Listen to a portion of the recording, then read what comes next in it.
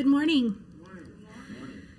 Would you all please stand for the presentation of colors by the Vista Del Lago High School Junior Reserves Officers Training Corps Color Guard, followed by the national anthem performed by 4th grader Kimberly Ramos from La Jolla Elementary, and then the Pledge of Allegiance by Cadet Saida Mendoza.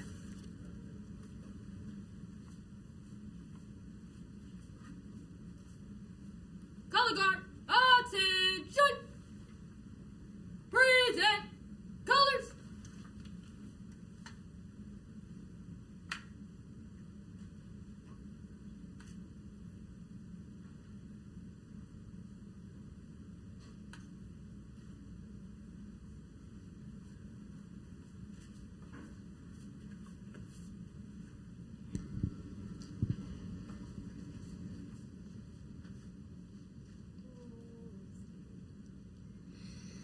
Oh, say, can you see by the dawn's early light what so proudly we held at the twilight's last gleaming, whose broad stripes and bright stars through the perilous fight o'er the ramparts we watched were so gallantly streaming, and the rocket's red glare, the bombs bursting in air, gave proof through the night that our flag was still there. Oh, say, does that star-spangled banner yet wave for the land of the free and the home of the brave?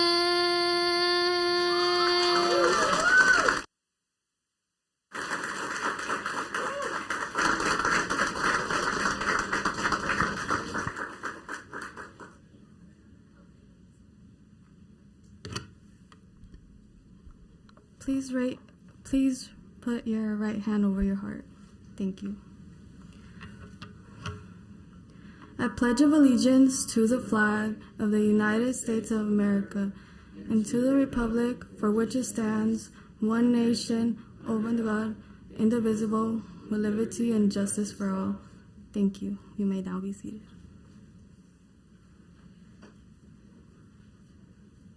Order! Colors! Would you remain standing, please? Ready! Cut! Pharaoh!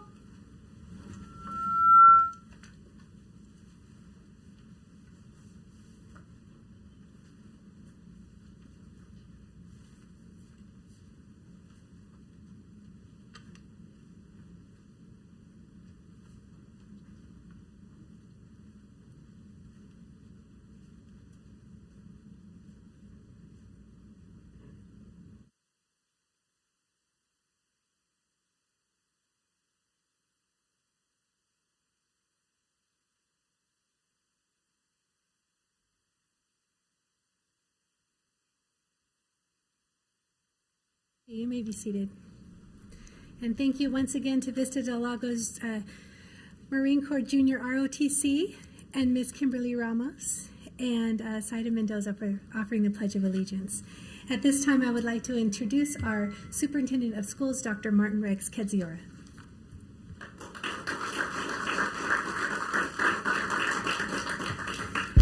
Good morning, and thank you all for being here today. I just want to say how proud I am of the Moreno Valley Unified School District for continuing to have commemorative events like this to remember the people that we don't even know but people who we wish were still here, and how we are grateful that we are here and that we get to do this whatever day it occurs on. Yesterday, Mr. Holguin and I went and visited elementary schools and middle schools and high schools that were having Saturday Innovation Camp. And we walked into a classroom, and this little boy, they asked the class, "Do you know Dr. Kedziora?" And it was a Saturday, and I didn't know who would know me in third grade at Towngate Elementary, but a little boy says, "I know him. We talk about him in church all the time." And I thought, that's good, I guess. But he said, we always pray for you. And it gave me pause, because you often don't know who remembers you or thinks about you when you're going through whatever you're going through, or just going through life. And so that's what today is about. Not knowing, but know that we remember and that we care, and that just like that young man that goes to church and his family talks about me, I hope we continue to talk about this, and I hope we continue to share with others how much they mean to us. And I was like so grateful that a small child thinks about me, probably more than I knew about him. So I'm just grateful for that. I want to thank Renee Rogenero, who's our Visual and Performing Arts Coordinator. You can stand up.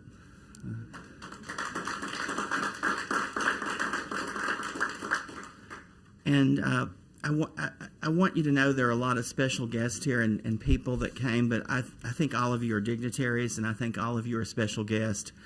I saw Mr. Palomares yesterday on the side of the road doing his civic duty, helping keep signs looking better. And I thought to myself, it's hot outside, it's raining, but there you were. And so that's the kind of civic engagement that I, just recognize. And I blew my horn at him, and he waved back at me, and that made me feel even better, So thank you. I want to thank our Board of Education. 4 out of the 5 members are here today, and they truly support the school district and value what happens in our community and fully support events. Mr. Cleveland Johnson's our board president. You can. Did you want to? If you want to say hello, you can. Okay, come on. I don't want you to feel like I said y'all couldn't talk or something. Hello. No, I'm just kidding. Good morning, everyone. Someone asked me, because I said I wasn't going to be here today, I was going to be someplace else, but then I thought I'll just send a text to my church and just tell them I'll just be late, because I didn't want to really miss this. So I'm just so happy to be with you guys this morning.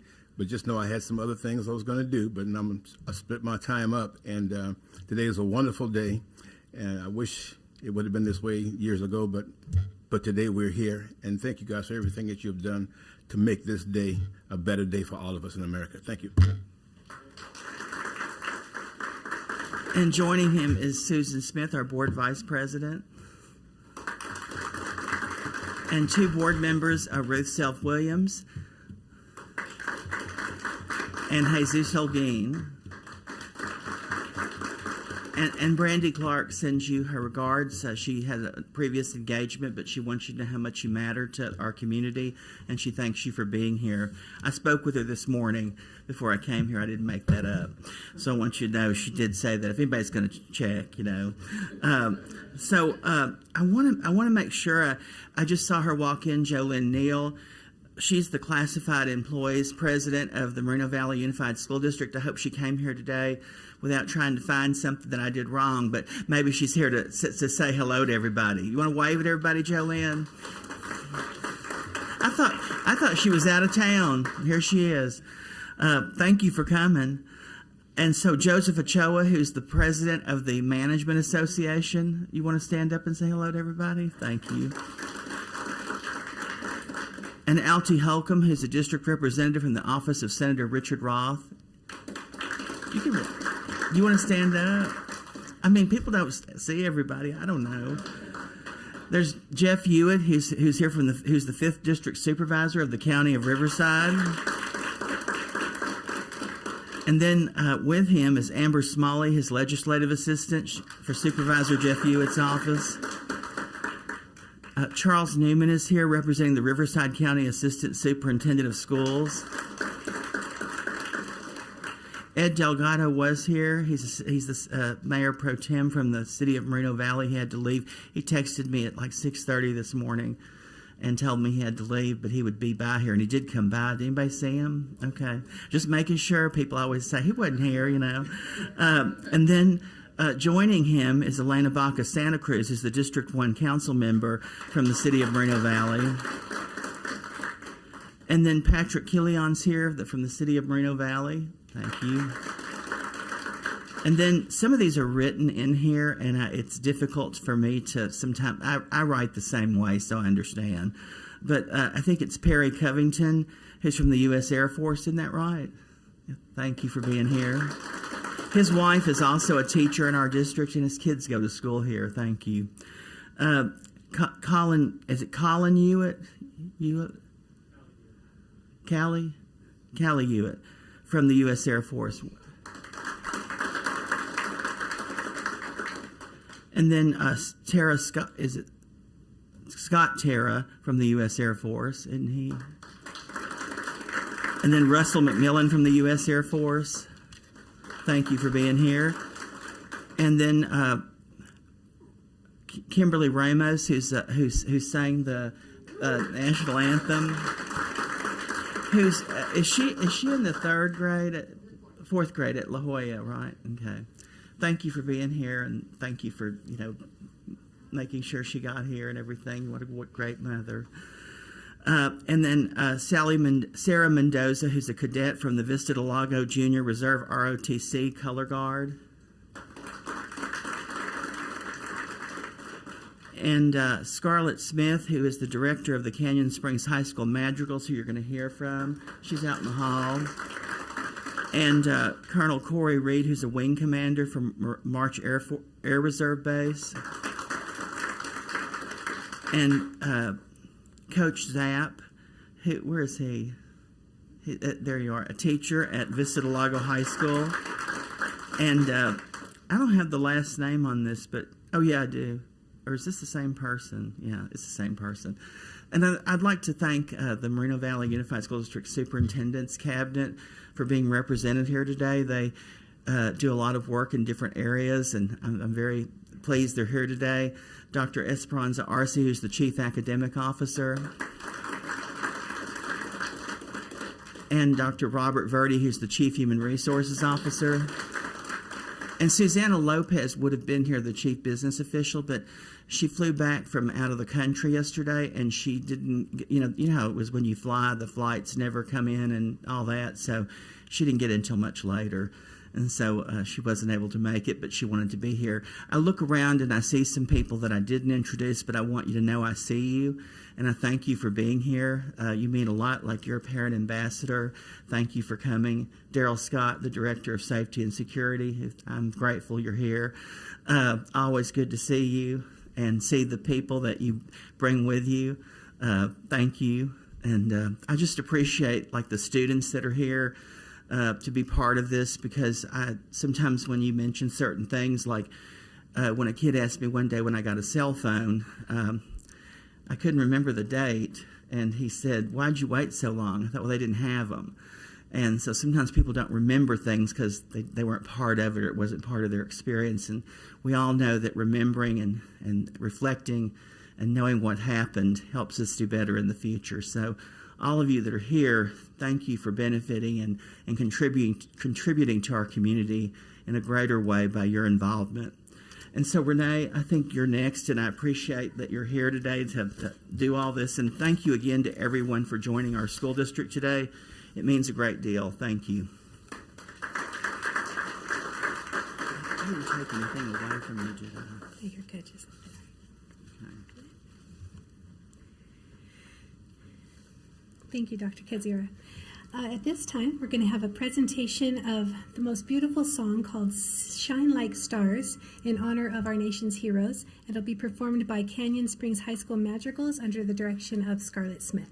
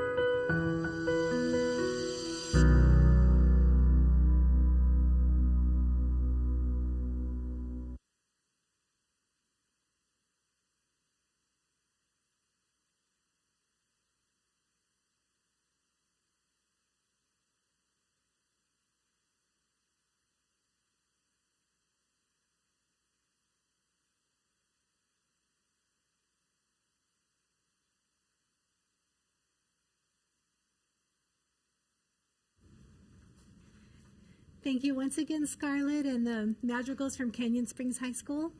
Beautiful job. Thank you again.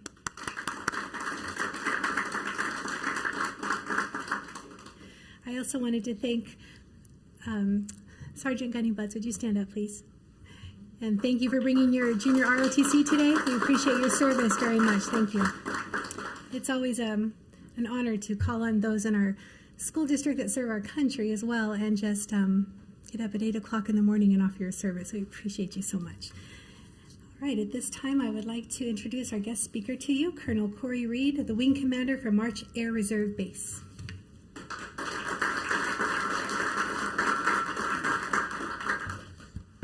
Good morning, everyone. So I'm going to go slightly off script. So, Kimberly, do you want to join me up here for just a second? So other people in the room may not know what this is, but when I, as a commander, see someone that personifies excellence, that is absolutely you. So I want to give you a challenge coin for the excellence. It says presented by the commander for excellence, because your song literally lifted my heart. So thank you very much. Thank you. It's, as you'll see as my speech moves along, you'll see why it's just extra important. So, good morning, distinguished guests and citizens of Moreno Valley. Again, it was moving. Kimberly, the generation of singers, the madrigals, I believe they're called. It's just amazing to see. Thank you for the opportunity to be here this morning. Yesterday, 21 years ago, 246 people went to sleep in preparation for their morning flights. 2,606 people went to sleep in preparation to go to work. 343 firefighters went to sleep in preparation for their morning shift. 60 police officers went to sleep in preparation for morning patrol. And 8 paramedics went to sleep in preparation for their morning shift. None of them saw past 10 a.m. on September 11th, 2001. In one single moment, a new generation was born, and their life would never be the same. The 9/11 generation. It includes more than 5 million Americans who have served in uniform, active, guard, and reserve. And it includes those on duty on September 11, 2001, who quickly transitioned to a war footing, and all those who have joined since, knowing they could be sent into harm's way. The service of today's military has been defined by 9/11 and its aftermath. The 9/11 generation has earned its place among the greatest generations in U.S. history. Over the past 21 years, more than 5 million troops have served in the war zones, deploying more than 2.5 million times. Hundreds of thousands of troops have deployed multiple times. In contrast to earlier conflicts, the 9/11 generation are all volunteers.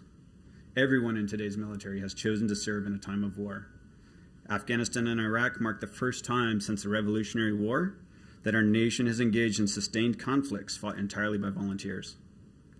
Never before has America asked so much of our all-volunteer force. Faced with resilient adversaries, our troops have proven themselves time and again as a generation of innovators. They adopted new tactics, learned new languages, and harnessed new technologies. The accomplishments of the 9/11 generation have been extraordinary. Toppling the Taliban, pushing al-Qaeda out of its safe haven in Afghanistan, delivering justice to Osama bin Laden, and putting al-Qaeda on the path to defeat, all of which has helped to prevent terrorist attacks here at home. As President Reagan stated, freedom is never more than one generation away from extinction. We didn't pass it to our children in the bloodstream. It must be fought for, protected, and handed on for them to do the same. Or one day we will spend our sunset years telling our children and our children's children what it was once like in the United States where we were free. As we all know, freedom is not free. Let's take a moment to honor those who have made the ultimate sacrifice since September 11th, 2001. Let's not forget the tens of thousands of wounded warriors and the Gold Star families of our fallen heroes. We have a sacred duty to care for all who sacrifice for our defense. There are over 1.8 million veterans with visible disabilities. Further, we've dramatically increased our recognition and treatment for the hidden wounds of the 9/11 generation, post-traumatic stress disorder, traumatic brain injury, and the hidden wounds. With the majority of today's military personnel married, the 9/11 generation includes our inspiring military families, with more than 1 million spouses, more than 2 million children, who have borne heavy burdens while their loved ones have been deployed. The 9/11 generation has upheld the virtues of service, sacrifice, and selflessness that have always been the source of America's strength. Coming from every corner of our country and reflecting all backgrounds and faiths, our military men and women represent the unity and diversity we need as our nation confronts urgent challenges at home and abroad. Although only 1% of our country, our men and women in uniform, are fighting for our security, all Americans can support our troops and their families. Every American can do something. As President Obama stated on the 10th anniversary of 9/11, even the smallest act of service, the simplest act of kindness, is a way to honor those we lost, a way to reclaim the spirit of unity that followed 9/11. those of you that are old enough to remember what it was like on September 12th, how the nation came together of unity. As we move forward and rebuild the foundations of our national strength here at home, the 9/11 generation will play a pivotal role, just as our World War II veterans came home and built the largest middle class in history. Nearly 5 million veterans of the 9/11 generation are uniquely qualified to be teachers, skilled workers, community leaders, and entrepreneurs to help strengthen the pillars of American competitiveness in the 21st century. Just as earlier generations of Americans overcame great tests and turmoil, the 9/11 generation has risen to the challenges of our time, ensuring that America will emerge even stronger. Our soldiers, sailors, airmen, Marines, guardians, Coast Guardsmen and their families have served with honor, kept us safe, and earned the eternal gratitude of all Americans. I charge each of you as educators and Americans to help teach current and future generations the importance of this day. Teach our youth the value of service, how to embrace diversity and overcome obstacles, the cost of sacrifice, how to keep alive the memories of those who died, and to honor all veterans. Teach them that 9/11 is a national day of service and remembrance. For those currently serving in the audience, or those that have served, share your stories and help us all to never forget. For without veterans, the beacon of freedom can be snuffed out by America's enemies. In closing, I want to leave you with a part of President Biden's proclamation on this 21st anniversary. On this Patriot Day and National Day of Service and Remembrance, we pay tribute to the heroes and victims who lost their lives on September 11th, and we recommit ourselves to the spirit of unity, patriotism, and service that carried our nation through in the days that followed. Thank you.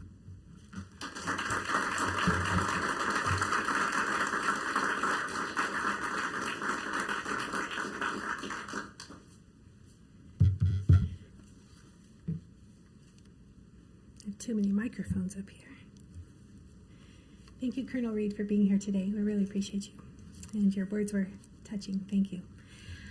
Before we conclude today, we're going to actually finish out today's commemorative outside. And so I would invite you, when you leave, to just step outside.